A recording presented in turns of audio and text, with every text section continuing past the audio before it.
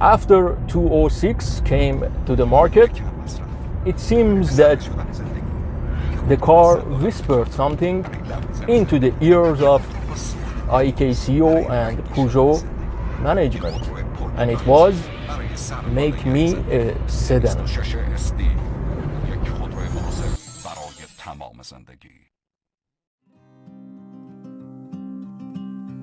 I spent nearly 30 minutes driving around hunting for an SD, and guess what?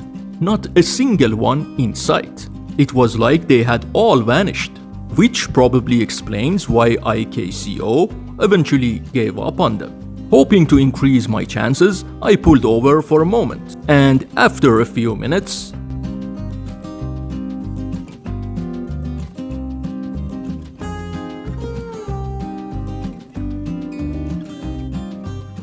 when this guy passed by, I honestly thought he was being chased by cops. Of course, he just had places to be, but it really felt like he noticed my camera and tried to escape the scene.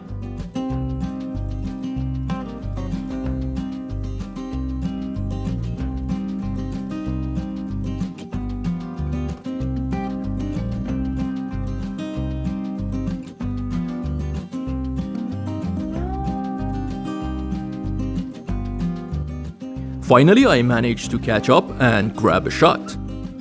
Much like the 405 platform that became a moneymaker, Ikco saw an opportunity with the 206 and took full advantage of it.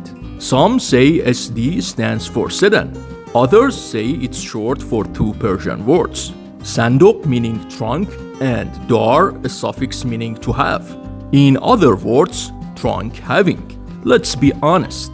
The original Peugeot 206 was a brilliant hatchback. It sold millions worldwide, making it a tempting platform for Ikco to expand on. And the designers certainly gave it their all, turning a hatchback into a sedan. The result?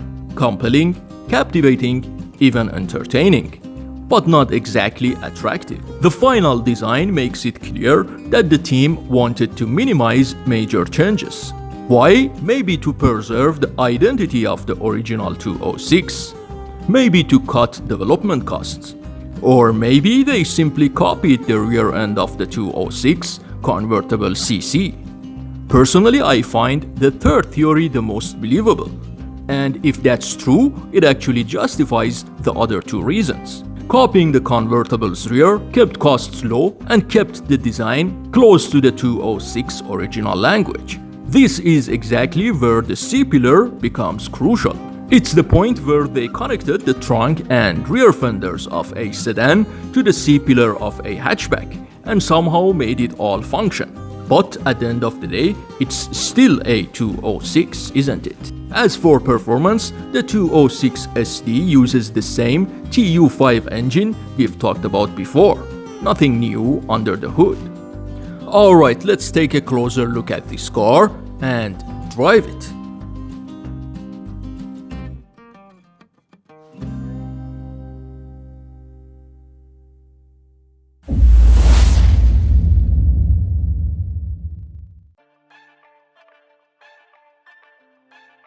As always, I searched online and eventually found what I needed. The car was around 6 years old, hadn't been in any major accidents, and belonged to this gentleman. He was planning to buy a new car, so this one had to go. When I checked the odometer, it showed almost 20,000 miles. So in 6 years, they had barely driven it. I asked the owner if we could take it for a ride, and here we go. I know what you are thinking. Why is this guy dressed like that in an Islamic country? Well, my answer is simple. Don't let Western media convince you we live in an open-air prison. Let's talk about the interior. Everything inside is déjà vu from the 206 hatchback. The classic clock on top of the center dashboard, the speedometer design, the multimedia buttons, every detail in this cabin is practically a copy of the hatchback.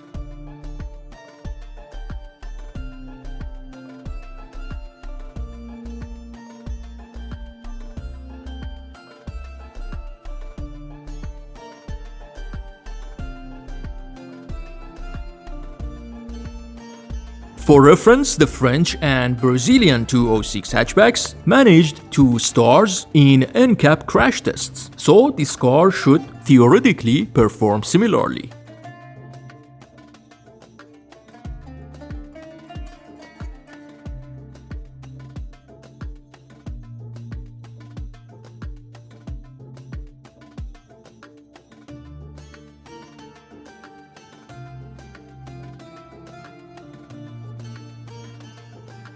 While driving, I got lost in a maze of one-way streets, which unexpectedly turned into more test drive time.